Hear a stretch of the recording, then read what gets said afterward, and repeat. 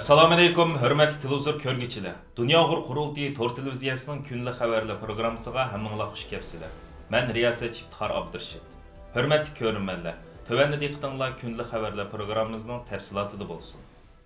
Amerika Tashqi ishlar ministrligi tarafidan 15 may kuni e'lon qilingan va dunyoning o'tgan bir yil ichidagi diniy erkinlik vaziyati baholab chiqilgan 2022 yillik xalqaro diniy erkinlik dokladida Uyg'urlar masalasiga alohida o'rin berildi. Shu kuni mazkur dokladning e'lon qilinganligi munosabati bilan Amerika Tashqi ishlar ministrligida o'tkazilgan axborot e'lon qilish yig'inida so'z qilgan Amerika Tashqi ishlar ministri Antony Blinken va Amerika Tashqi ishlar ministrligining diniy erkinlik elchisi Rashid Hussainlar Uyg'urlar masalasini qayta tilga olish bilan birga Uyg'urlar uchrayotgan irqiy qirg'inchilikni hamda bu irqiy qirg'inchilikni hujjatlashtirib dunyoga oshkorlashda muhim rol o'ynayotgan Uyg'ur harakat tashkiloti va Uyg'ur kishilik huquq qurilishini alohida tilga olib, ularga rahmat aytdi. Axborot e'lon qilish yig'iniga taklif bilan qatnashgan Amerika Uyg'ur birlashmasining raisi Alfidar Iltabir xonim yig'in oxirida Blinken apandi ham Hussein Rashid apandilar bilan Uyg'ur masalasi haqida suhbatlashish fursatiga ega bo'lgan. Alfidar xonim bu vaqtda qilgan so'zida Uyg'ur masalasining Amerika Tashqi ishlar ministrligining dokladida va axborot e'lon qilish yig'inida takror o'tirib qo'yilishini Uyg'ur masalasining Amerika diplomatiyasidagi muhim masalasiga aylanganligining ifodasi deb ko'rsatdi.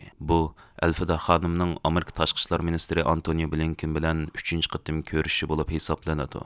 2022 yilda xalqaro diniy erkinlik dokladida dunyoning har qaysi joylaridagi zulmni fosh qilishda muhim rol o'ynayotgan shaxslar va mustaqil kishilik huquq organlarining tirishchiligiga alohida o'rin berilgan bo'lib, Tashqi ishlar ministri Antony Blinken axborot e'lon qilish yig'inidagi nutqida bu nuqtani alohida ta'kidlab o'tgan. U buningda Uyg'urlar uchrayotgan irqiy qirg'inchilikni hamda bu irqiy qirg'inchilikni hujjatlashtirib dunyoga oshkorlashda rol o'ynayotgan Uyg'ur harakat tashkiloti va Uyg'ur kishilik huquq qurilishini tilga olgan.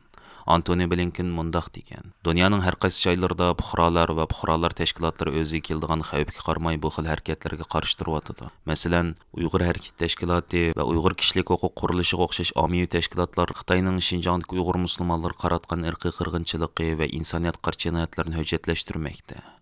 Antony Blinken so'z degan askartib, Amerika diniy erkinlikni tashabbus qiladigan bu botir faoliyatchilarni qo'llashni davomlashtirdi. Biz hukumat amaldorlari bilan bo'lgan aloqamizda cho'qim oshkora va bevosita holda diniy erkinlikni tashabbus qilamiz. Diniy erkinlikni qo'g'dash va ilgari surish uchun davomli tirishimiz degan. Axborot e'lon qilish yig'inida Amerika Tashqi ishlar ministrligining diniy erkinlik elchisi Rashid Hussain so'z qilgan.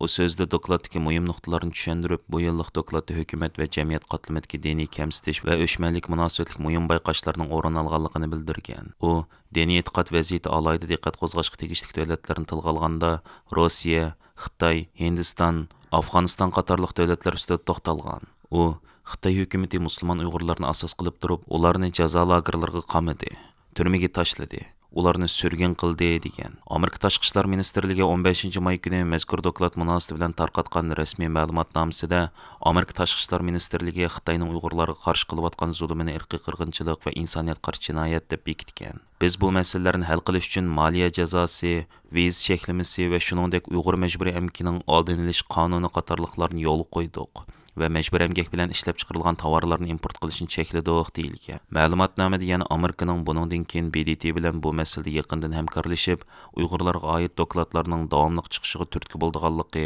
hamda yana Amerikaning sherik davlatlari va hatto Islom hamkorlik tashkilotiga a'zo davlatlar bilan aloqani kuchaytirib, ularning Xitoy qarta tadbir elishini qo'lga keltirishga tirishadiganligini, Amerikaning bu zulmni to'xtatish uchun qo'lidan kelishicha tirishchilik ko'rsatadiganligini bayon qilgan. Xalqaroning diqqat nazarida bo'layotgan jumladan Uyg'urlarning ko'ngil bo'layotgan Turkiya prezident saylimi 14 may kuni o'tkazilgan bo'lsa-mu, aniq natija chiqmadi. Cumhuriyet ittifoqi nomzod bo'lgan Recep Tayyip Erdo'g'an 50% dan ko'p ovozga erisha olmadi. Millat ittifoqi nomzod bo'lgan Kamal Kılıçdaroğlu 45% lik ovozga erishgan bo'lsa-mu, birinchi martamda Erdo'g'anni yengib chiqish orzusiga yeta olmadi. Turkiya Oliy saylov komitetining 15 may e'lon qilgan oxirgi sonliq ma'lumotlarda ko'rsatilishicha, 14 may o'tkazilgan umumiy saylovda prezident nomzodi Recep Tayyip Erdo'g'an butun ovozning 49,50% ga, Kamal Kılıçdaroğlu 44,89% ga, Doktor Sinan Oğan 5,17% ga, Muharram İnci bolsa 0,44%ga erishgan. O'tir Sharqning mustaqil xabar va analiz to'g'ri bo'lgan nazoratchi to'g'rida e'lon qilingan bir maqolada bu qatim 49,45% ovozga erishgan Erdo'g'anning oson yengil bo'lmaydigan siyosiy raqib ekanligi va 2 haftadan keyingi saylovni Kılıçdaroğlu'ni yengish ehtimolining yuqori ekanligi bildirildi. Mazkur to'rbetda yana Recep Tayyip Erdo'g'anning Xitoy bilan yaqin iqtisod munosabat qurganligi, shun Turkiyaning Uyg'urlar masalasida izchil arsaldi maydonda turib kelganligi, Öktüç partiyalar birligi nomzod Kılıçdaroğlu'ning buni tanqidlaganligi, agar bu saylam tutib qolsa Xitoyga shart qo'ydiganligi, Uyg'urlarni o'z taqdiriga tashlab qo'ymaydiganligi haqida tahlillar berildi. Ma'lumot qaraganda, ikkinchi martamlik saylam 5-oyning 28 kuni o'tkaziladigan bo'lib, birinchi martamda 5% ovoz bilan shalinib ketgan 3-nomzod Sinan O'g'an uningga qatnasha olmaydi ekan. Faqat 2 nomzod Recep Tayyip Erdo'g'an bilan Kamal Kılıçdaroğlu raqobatga tushdi ekan. Kim 50% dan yuqori ovozga erisha olsa, shu g'alaba qildi ekan. Türkiye Cumhuriyeti 1923 yılı parlament tüzümünde kurulgan bulup, 1945 yılı köp partiyelik tüzümge ötken. Parlament əzaları xalq tərəfindən saylanğandan keyin parlament əzaları dövlət rəisini saylaydı. 2018 yılı məzkur qanunga tüzüş kirgizildi. 2018 yılı 4 ayının 16 gündəki xalq rəyi bilan qəbul qılınan asas qanundakı özgürüşə əsasən prezident xalq tərəfindən saylandı və prezident hər qaysı ministerlarını öz təyinləydi.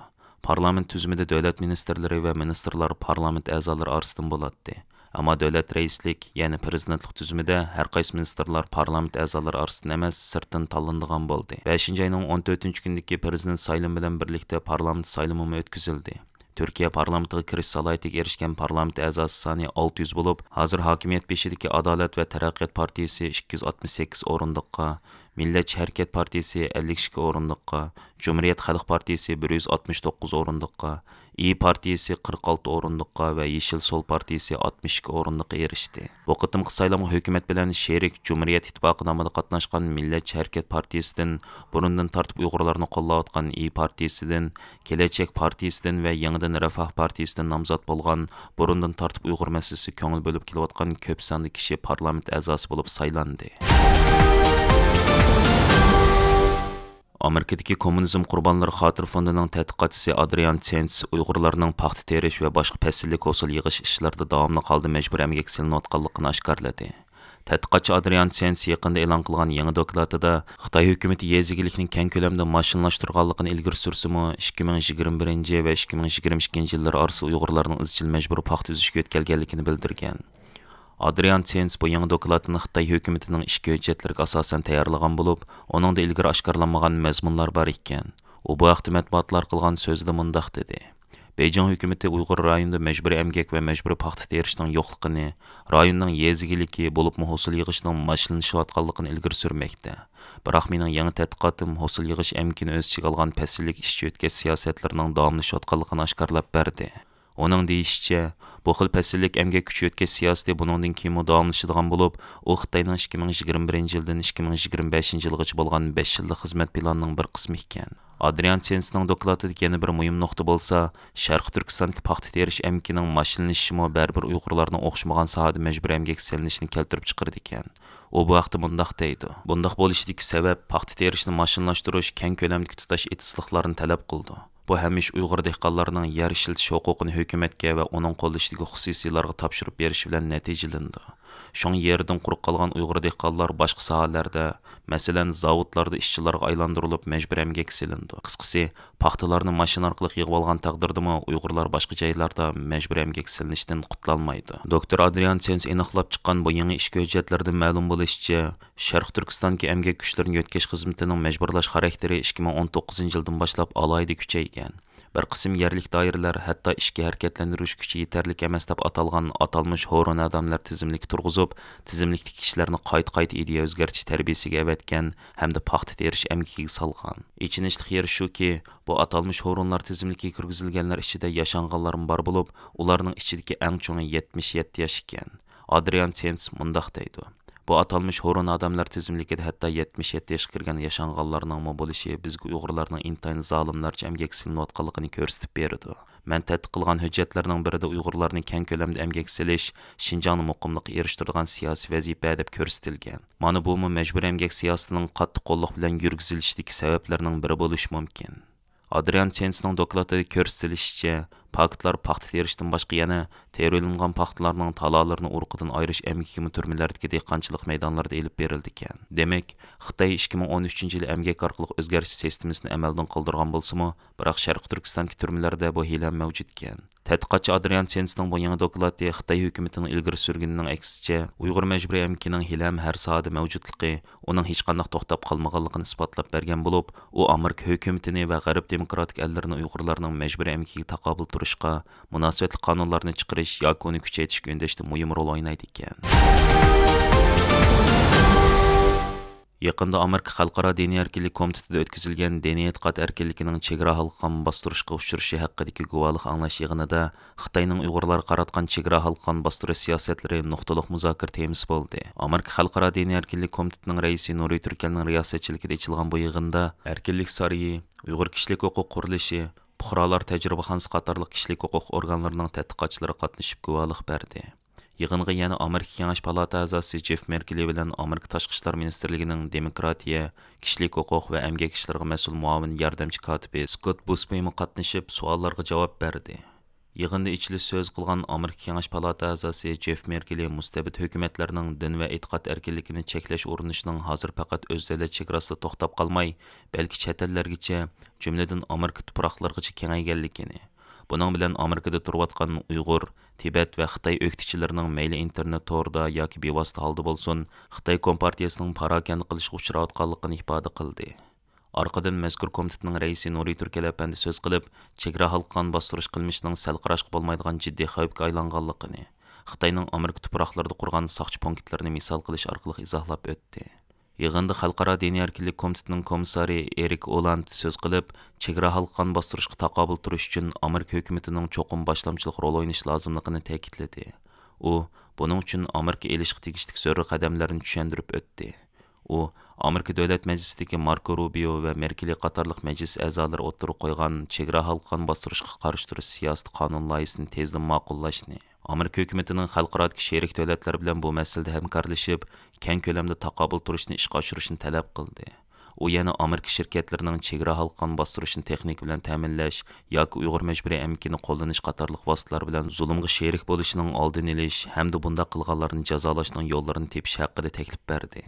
O sözde hem mazkur komitetning raisi Nuriy Turkalning Uyg'urlar uchun qilayotgan xizmati sababidan Xitoy hukumatining chegara halqan bostirishiga bevosita uchragan bir ekanligini eskartib, uning bu yo'lda qilgan fidokorligiga rahmat etdi. Yig'inda Uyg'ur kishilik huquq qurilish tadqiqotchisi Julie Millsap xonim so'z qilib, chet ellarda, jumladan Amerikada yashayotgan Uyg'urlarning sarguzashtlarini tanishtirib o'tdi. U buningda Dr. Gulshan Abbas xonimning Amerikadan qaytgandan keyin singsi Roshan Abbas xonimning faoliyati sababli tutqun qilinishi hamda yana Nuriy Turkal apandining yurtidagi opsiga pasport berilmay, uning Amerikadagi farzandlari bilan jam bo'lishiga yo'l qo'yilmayotganligidek misollarni so'zlab o'tdi.